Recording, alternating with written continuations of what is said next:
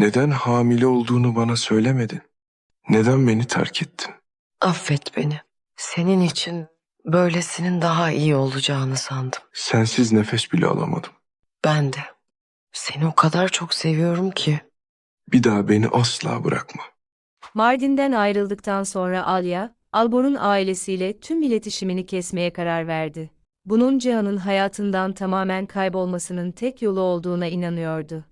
Onu en çok rahatsız eden şey ise Meryem'in sözleri ve Bora'nın tehditleriydi.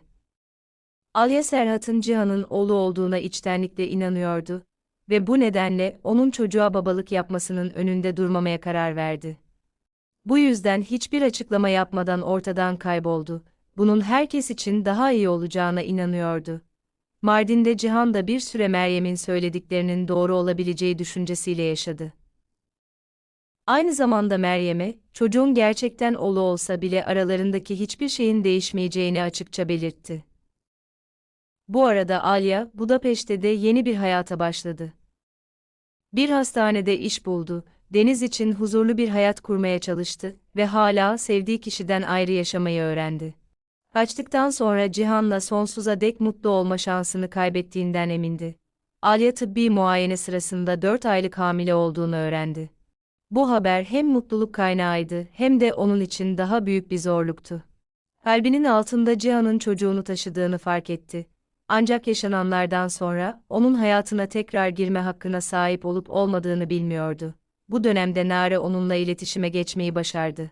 Uzun bir arayıştan sonra nihayet Alya'yı buldu ve Mardin'den ayrıldıktan sonra yaşanan her şeyi anlattı. Alya ondan Meryem'in aldatmacasını, Bora'nın manipülasyonlarını ve Serhat ile ilgili tüm hikayenin bir yalan olduğunu öğrendi. Korkunun kararlarını yönlendirmesine izin verdiğini ve Cihan'a inanmayarak hayatının en büyük hatasını yaptığını fark etti. Alya artık uzak kalamayacağını anladı. Ancak aynı zamanda geri dönmekten de çok korkuyordu. En büyük korkusu tehlike değil, Cihan'ın kaçıp sessiz kaldığı için onu asla affetmeyeceği düşüncesiydi. Sonunda Alya Deniz ile birlikte Mardin'e dönmeye cesaret etti. En çok şaşıran Cihan oldu. Alya'yı görmeyi beklemiyordu ve hamile olduğunu fark ettiğinde gerçek bir duygusal şok yaşadı. Hislerine rağmen, Cihan Alya'yı soğuk ve mesafeli karşıladı. Onun bu davranışının kendisine çok acı verdiğini gizlemedi.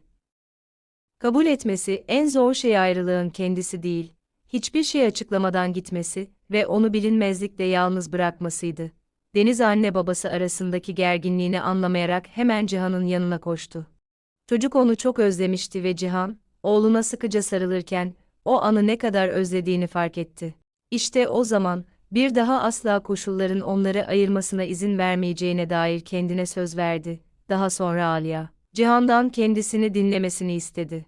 Yaşadığı her şeyi dürüstçe anlattı, korkularını itiraf etti ve hiçbir mazeret sunmadı. Hatasını kabul etti ve hemen affedilmesini talep etmedi. Onun için önemli olan tek şey, Cihan'ın onun sevgisiz olduğu için değil, onu ve Deniz'i korumak istediği için kaçtığını bilmesiydi. Cihan Aliye'ye olan duygularının kaybolmadığını açıkça söyledi. Onu hala eskisi kadar seviyordu, ancak güven ciddi şekilde zedelenmişti. Ona Deniz'e ve gelecekteki çocuklarına bakacağına söz verdi, ancak dürüstçe itiraf etti ki, hiçbir şey olmamış gibi davranmaya henüz hazır değildi. Alya onun kararını kabul etti. Güvenin ancak zaman ve eylemlerle yeniden kazanılabileceğini anladı.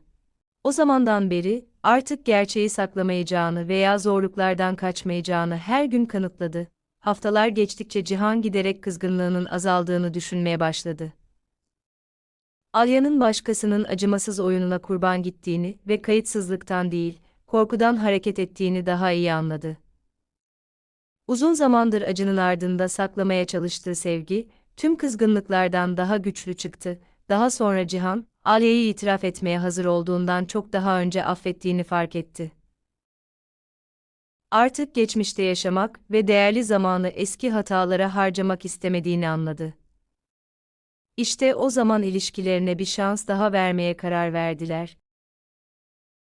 Adım adım Cihan ve Alya ailelerini yeniden kurmaya başladılar. Bu sefer sadece aşkla değil, geçmişteki kayıpların deneyimi, Deniz'e karşı sorumluluk ve ikinci bir çocuk beklentisiyle de birleşmişlerdi. Gerçek güvenin hemen doğmadığını, ancak iki insan mutlulukları için savaşmaya hazırsa, en acı yaraların bile zamanla iyileşebileceğini anladılar. Barışmanın ardından Cihan ve Alya tekrar birlikte yaşamayı öğrenmeye çalıştılar. Aynı çatı altında olsalar da, geçmiş olayların sonuçları aralarında hala mevcuttu. Cihan artık Alya'yı kaçtığı için suçlamıyordu. Ancak bazen bir gün tekrar ortadan kaybolabileceği korkusuyla hala boğuşuyordu.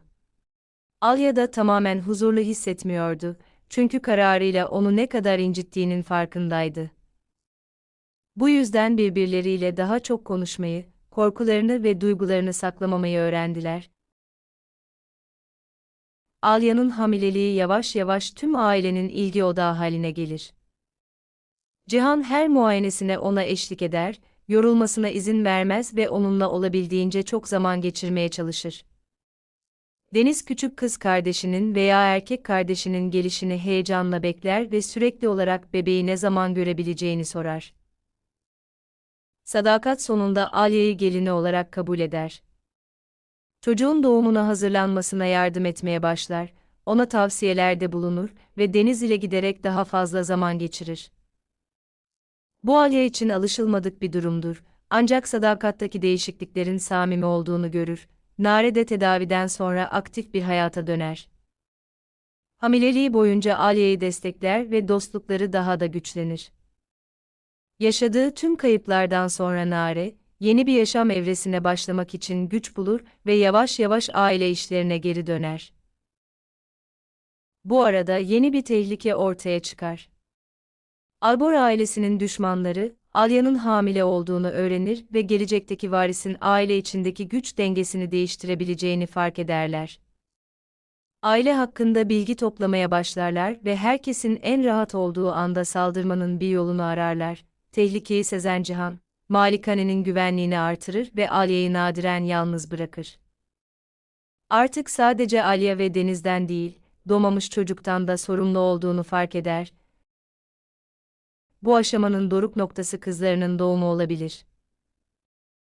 Doğum sırasında Cihan her zaman Alya'nın yanındadır ve çocuk doğduktan sonra, uzun bir aradan sonra ilk kez, ailelerinin gerçekten mutlu olabileceğine inanır. Deniz gururla ağabey olur ve tüm malikane sevinçle dolar, ancak son sahneler, çilenin henüz bitmediğine işaret edebilir. Bilinmeyen bir adam Albor malikanesini uzaktan izler ve Cihan, Alya, Deniz ve yeni doğan kızın fotoğrafını alır. Adamlarına acele etmemelerini emreder, çünkü artık Cihan'ın en zayıf noktasını ailesini bilmektedir. Bu yeni bir olay örgüsü çatışmasının başlangıcı olabilir.